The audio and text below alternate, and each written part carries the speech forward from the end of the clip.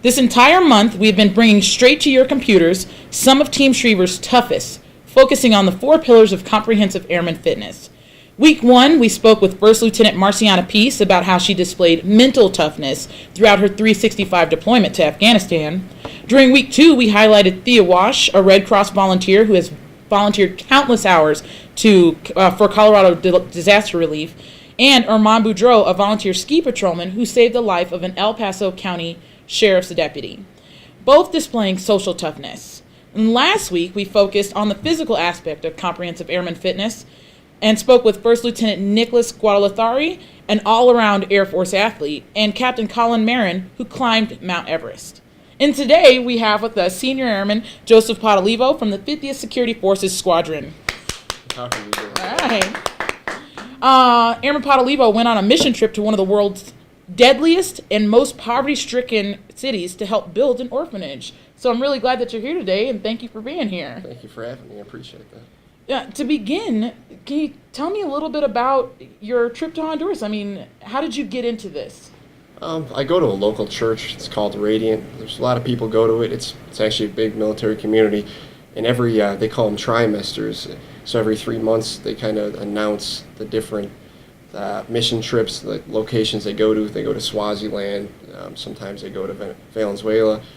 Sometimes they send them out to Honduras as well. It's kind of all over the place. It's pinpointing. There's a guy named Ken Driscoll. He's the one who's in charge. He shoots them out to 3 different locations. He outfitted all the different Humvees in Iraq and Afghanistan, and what he did was he took the profit from that, him and his wife, and they did 50% of it, and they shot it back into missions trips. Okay. So we got the notification probably a couple weeks prior to it, sometime in February, that there was going to be a missions trip in Honduras in March. So that's how we initially heard about it. And you keep saying we. Who's the other person? It's going to be Senior Airman Nicholas Game. I call him just Nick. He's my good friend. But to all you out there, he's Hazmat Senior Airman Game. Okay. And then how did you decide to go to Honduras? That's kind of a funny story, to be honest with you. Nick, or Senior Airman Game, he approached me after duty one day and was just like, it's weighing on his heart. He said that it was weighing on his heart to go, that he felt compelled that he had to go. And he asked me if I wanted to go. And at that point, I wasn't really ready yet. I didn't know if I was ready to go or if I could even get leave, to be honest with you, or even pitch it to get leave to go. Like, I want to go to a missions trip to Honduras and see how my supervisor felt about that. You know, normally it's I want to take leave to go home. We got to request it months in advance. And he's given me 3 weeks, 4 weeks to go, hey, let's go to Honduras. And then let's go to the most dangerous city in the world. You know, like let's try to pitch that. But after a couple days of him just slyly bringing it up, I went over to his house one day and he already had my information filled out completely. All it was missing was just the debit card information and for the trip, which I filled in and didn't realize until after I pressed enter that it was $1,000. So $1,000 and some kind of smiles later. It was a long night. That's the least to say. All right. And then what type of preparation did you have to do for your trip?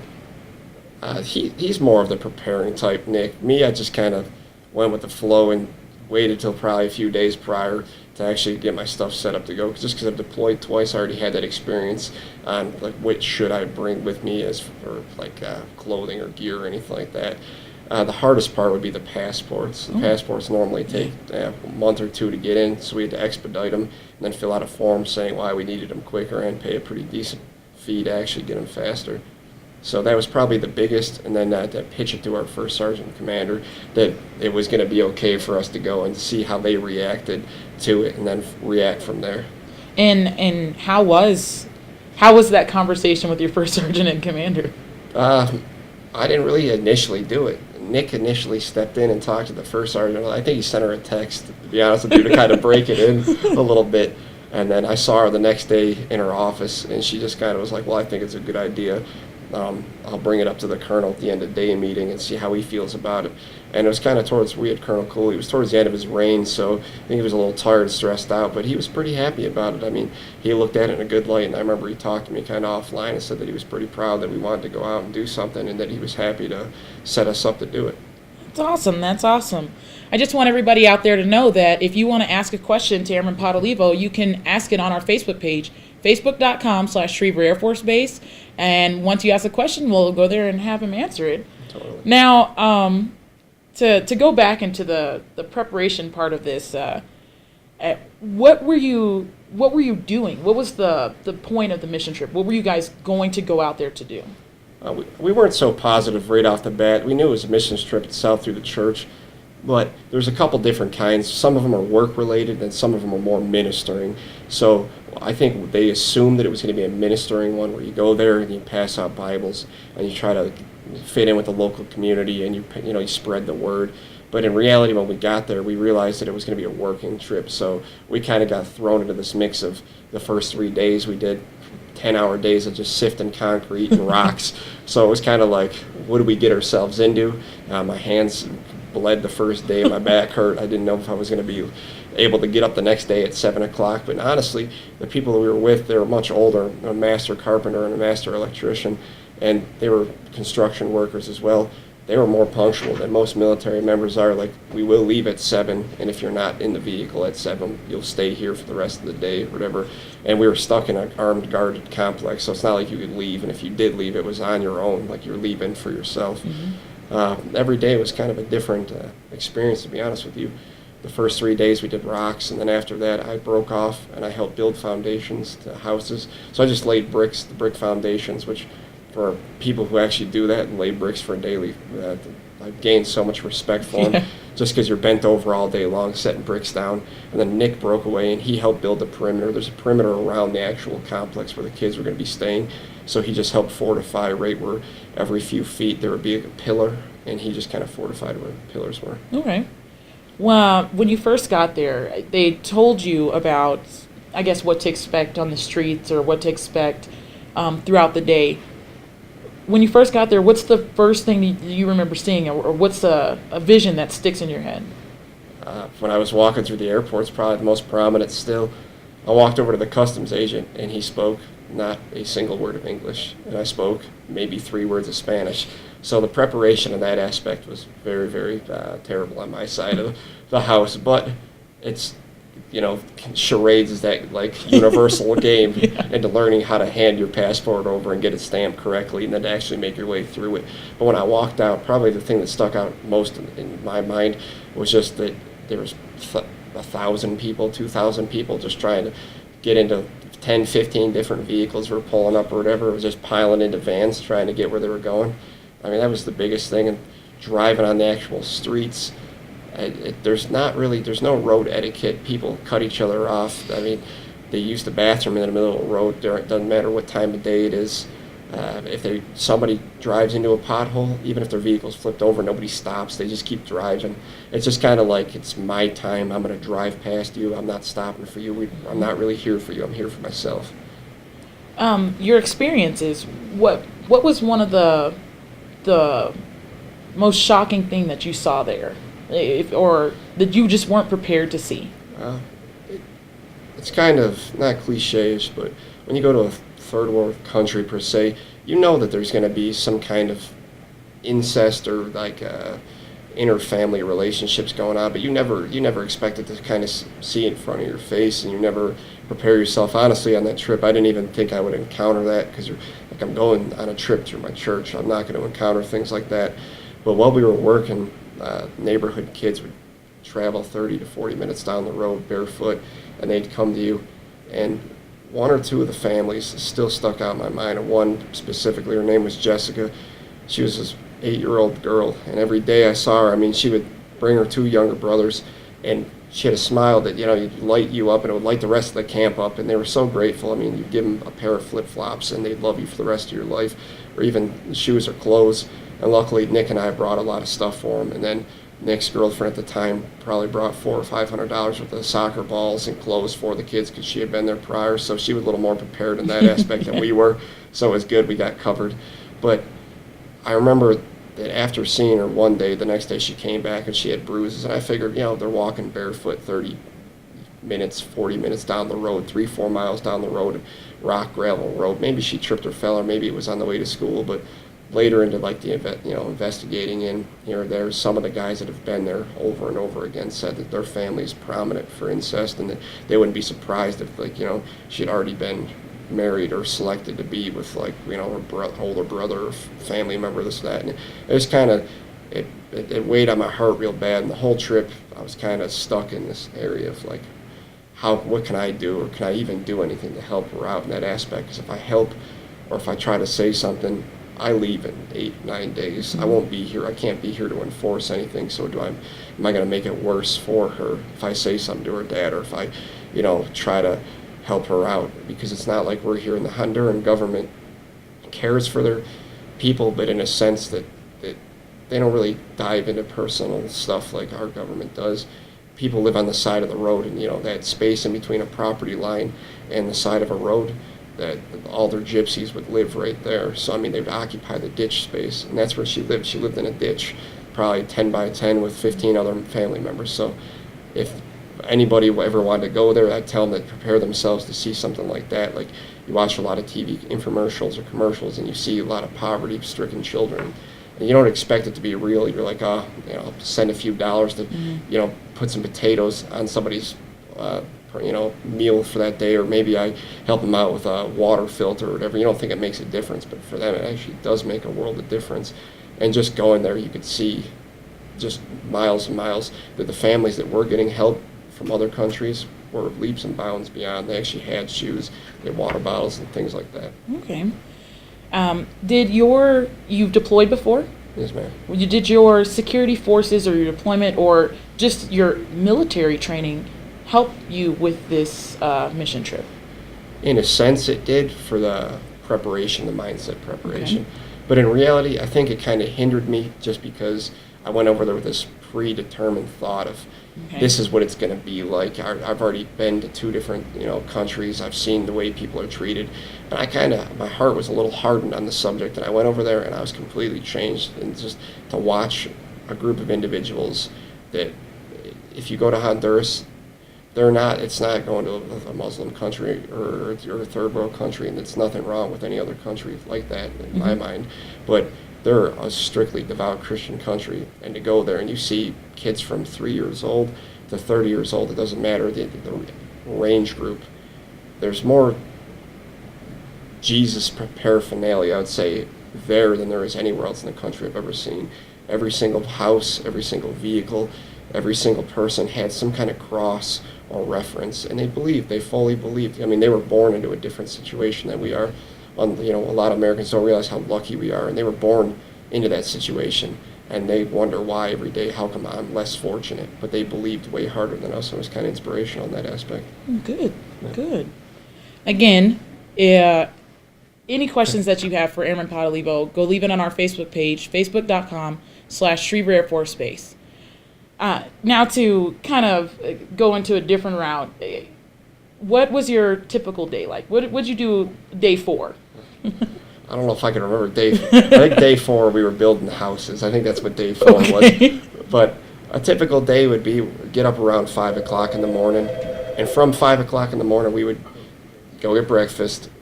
Between 5:30, 6 o'clock, get ready. Myself and Nick both had the job of getting water, so we got the water for the entire camp.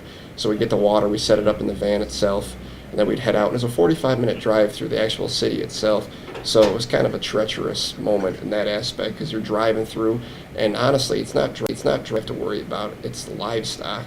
You're dodging cows and dogs and chickens and cats. They're just running loose everywhere, and you got to stop and drive and stop and drive, and it's like you're playing Frogger, essentially, just on Honduran roads. But other than that, we would get to the campsite and we'd work for 3-4 hours, and then we would stop, go to a local restaurant, get some food, go back to work for 3-4 hours. We always left before the sun would go down, because the streets got like that much more dangerous at night. So usually our trip would be leaving and it'd be a little dark. All right. And the main reason why we are highlighting you is that this is a mission trip. This is how we're showing how you're spiritually fit. What does spiritual fitness mean to you? Spiritual fitness means to me, in a non-cliche way, that it's like that triangle. They say, the spiritual, then you got your physical, whatever, and mental.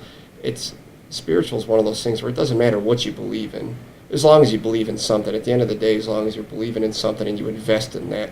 Because on the outside of work, if you don't believe in anything when you go to work, it's hard for you to make it through the day without having that motivation. Because I mean, if you don't have that spiritual realm, if you're not set up in that way, I mean, then the rest of your day just lacks. I mean, your relationship with your family lacks. And for us, it immensely helps us day to day, because I get to look at people in a different light. And my spiritual like readiness, it gives me patience, and it gives me that like humbleness where I can walk through the day, and regardless of what's happening or whatever, I feel more confident, more lean. And for everybody out there, I mean, even if you don't believe in anything, or whatever you do believe in, I just hope and I pray that you guys invest in that, because it's something that you need to invest in. It's something you need to do so you can walk through the day more confident or more humbler. Because a lot of times you see that person, they may be having a bad day and you don't know why, or maybe they're being a little grouchy towards you, or they're a little distant, and you don't know why, you don't really understand, and maybe they have a different background, a religious background, a spiritual background. It's because they haven't been able to invest.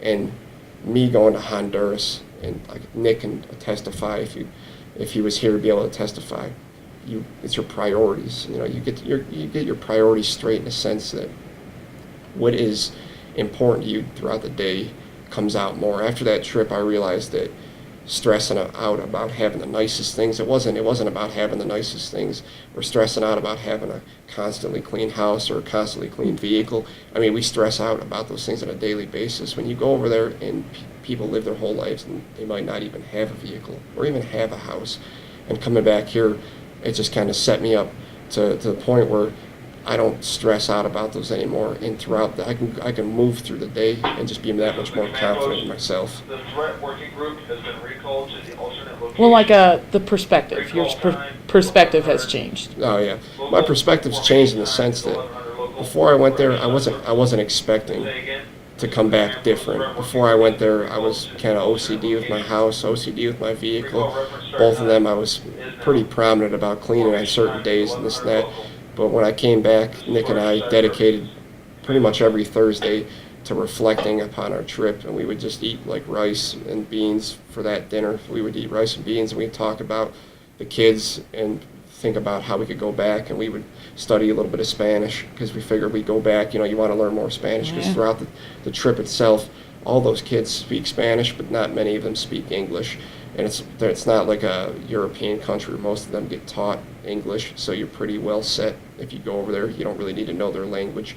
But in Honduras or like South America, you need to know Spanish. Oh. I mean, they're going to know common phrases, because they watch YouTube too. I mean, they listen to our music as well, so they do know common phrases, but they don't know what it means. They just know it. And they say the same things over and over again. It's pretty funny. But like your perspective and my perspective on things, I watch a lot of kids throughout the day, or a lot of people throughout the day, kind of act not ungrateful, but they complain about these little things that really shouldn't be complained about. Or maybe they're having a bad day in their sense, but it's really not that bad of a day. It's really not that big of a deal. And they've never been deprived. And they're like, well, I went through BMT, I'm in the military, I'm more deprived than the civilian population. But honestly, America doesn't a lot of people don't realize how wealthy we are. Our poor is a lot more wealthier than most countries there are. And for us, a bad day, maybe something breaks down or whatever, but at least we have the option to say, yeah, it's broken down, but I can fix it. I have the resources to fix it. What other things have changed in your life since you've been back? Has it made you volunteer more? What other type of things like that? On our way back, Nick's an advocate for Compassion International. For a lot of people that don't know that, they're a group that sponsors third world country children. And there's a lot of prerequisites the children have to meet, and they actually have investigators that go out, meet with the children, meet with the family, and make sure that they're actually impoverished, that if their money or supplies get sent to them, they do receive them.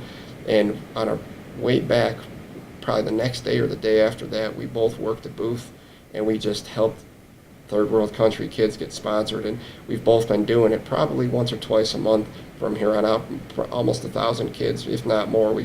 Both of us have been able to get sponsored, and it's through those efforts that you can see, because those kids grow up and they go to college, and they grow up and go to college because of us, or the common man who's willing to spend $30 a month, $40 a month. And a lot of times you're like, oh, I can't part with that. But literally parting with that changes them, and that's how my life changed. I came back, and it changed because of them, and in that aspect, I donate more often. I give a lot more selflessly. If I see an opportunity, or like when you walk into a store and you see like, yeah, donate $1 or $3 and you're paying to get out, I don't even think twice anymore. I just do, because I know that if we all tithe or gave a certain amount of our money without asking questions, just willingly, that we could help each other out. I mean, you could really help the world out, and that's what our goal has been, and that's how kind of my life's changed. Okay. What other pillars of the comprehensive airman fitness, the social, mental, or physical, how did those help you on this trip? All three of them, honestly, all three of them. I mean, the pillars work together. I don't think there's one single one that's apart. You know, if you're good at one of them and you're not good at the rest, I mean, you might be a little socially awkward, to be honest with you. But usually, all four of them. The physical one, in the sense that, you know, you're keeping yourself physically fit or whatever, or up to the physicalness. Going on that trip, I was able to pretty much sacrifice my body to help build these kids' homes. Because when I got back, it took me probably 4 or 5 days to recover just from how many bricks I picked up or whatever. But the social aspect, being able to take into account that maybe these kids aren't from your area, or maybe those adults aren't from your walk of life, but you still have to be able to socialize and meet on common grounds. But you have to come off humble enough where you don't offend them and they don't offend you, because they're pretty well grounded on trying not to offend you. And then to close up, to wrap up, what kind of advice would you give to brand new airmen who are here at Schriever who want to get into the type of things that you've done? Honestly, if they want to get into it, they just have to kind of put one foot in front of the other and get into it. I mean, a lot of people get set back because they don't know, like, well, I don't know if I'm going to fit in that church or that group. It's not, if you don't fit, you keep trying. I mean, you're going to find the church. It says more than once in the Bible that, you know, Jesus wants you to find your place. So if you don't feel like you fit in that church, just keep going until you find one. You'll find the one that you fit. You're going to eventually find it. It's going to be the one that clicks for you. And if they want to walk into it, they just kind of have to put one foot in front of the other and just do it. They're going to be a little nervous or a little scared, but we're all kind of nervous and scared, especially spending that amount of money, especially being that selfless. Like, well, can I do it? You're going to ask those questions, but it's not whether or not you're going to fail once in a while. Would you go on this mission trip again? Would you do this again? Yeah, totally. I'd go just because I've been there once, and it just takes once. It takes a couple hours, maybe in a day, for your eyes to be opened up. If you spent one day over there, you'd want to go back more than once. Okay. And, you know, some fun questions to throw in there. What did you think of the food? What did you think about where you stayed, that type of thing? The food was actually pretty good, to be honest with you. I mean, you're eating authentic Hispanic food, which is completely different than American food.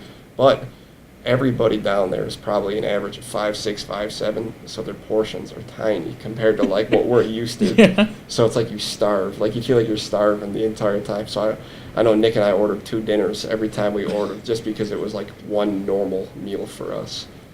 But then other than that, I mean, where we stayed in a little hotel that was considered like the Ritz for us, or the Ritz for them and us or whatever, but it only cost us $30 a night. And that food, that got a little dismal after a while. That was like deployment, eating MRE food. But during the day, that one restaurant was pretty beautiful.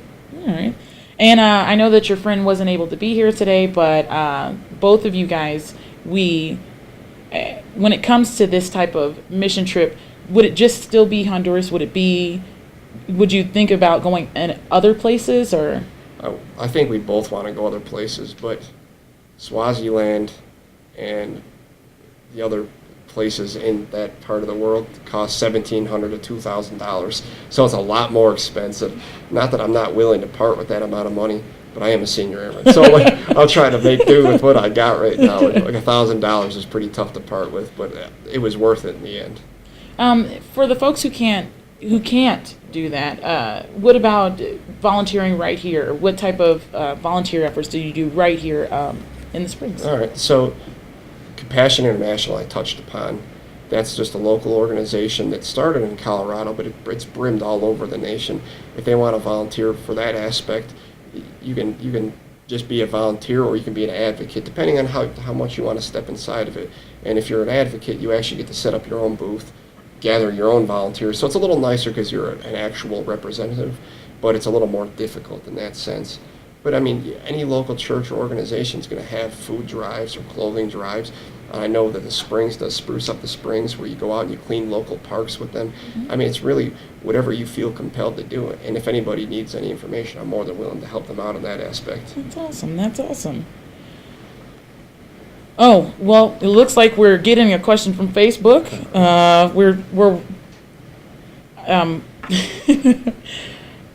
Other than, besides this, besides the trips, the mission trips and the volunteering, what type of things do you do? Off work? Off work, yes, off work, sorry. So I work as a security officer at my church as like a volunteer. A lot of people ask me that same question, like security at church, and it's like this weird, like, there's security at church, but it's in response to New Life up in, up to north end of the town. 5 years ago had a shooting in the parking lot, or had a potential for that. And then Vanguard a few weeks ago has been having problems. So throughout the Colorado Springs area, they've had problems through churches, but throughout America itself, if you look in the news, if you pinpoint, not just big news, but if you pinpoint, a lot of pastors and priests, they get shot just while they're on the altar. So I've been doing that. And then other than that, just a lot of hiking, to be honest with you, and just a lot of outdoorsy stuff, fishing, things like that. Okay.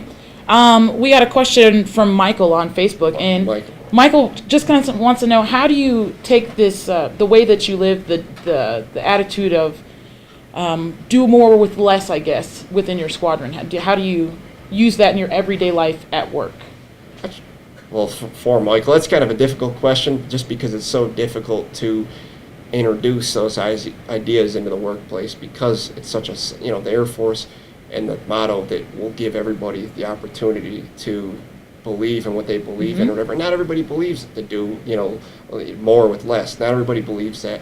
But for me, and I know for Nick, we try to just rub off. That's my work ethic. And I'm in a position where other people and younger airmen can view me being an investigator and being the unit fitness program manager. A lot of people I deal with on a daily basis. And I try to just rub off, or if anybody gets advice or whatever, I live in such a way that those who don't know, God or ever can come to know God through me, or just to do more with less. I try to just incorporate that in, and then hopefully, like your work, individuals or your commander, they see that. And obviously, if your commander sees you doing more with less, he's going to start implementing it down anyways. So it's the Air Force, that big Air Force, the furloughs and the furloughs nation, but just as a positive attitude. I mean, we can all do more with less. It could happen. You suffer a little bit, but you're going to be happier inside. It's just like when you give at Christmas time or whatever. Nobody's happy because they're getting anything. They're happy because they're seeing other people's smiles from what they gave them. It's the same way with every day through life.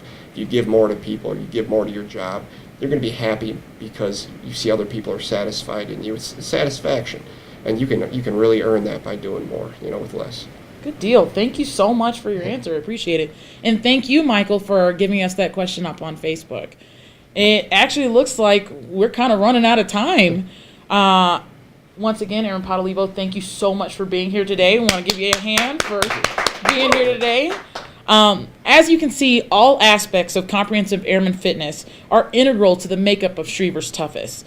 Here at the 50th Space Wing Public Affairs Office, we've had a great time telling all of you out there about Schriever's Toughest. And we'd like to send a special thanks to Wing leadership for allowing us this avenue of getting the word out, to all of our viewers, to all of you guys out there who have logged on every single week to listen to what we have to say and what our interviewees have to say, and finally, to all the airmen who have taken the time to tell their story to us. We thank you. Do you think you're built Schriever tough? Do you have a compelling story to tell? Because if you do, tell us. You would be featured here next year, because we're doing this again, all right? Check out all of Schriever's Toughest at our digital pamphlet on www.schriever.af.mil, and then click on the Built Schriever Tough tab. And read everyone's story, because they're all there. Once again, I'm Staff Sergeant Patrice Clark from the 50th Space Wing Public Affairs Office. And don't worry, remember, we'll make you famous.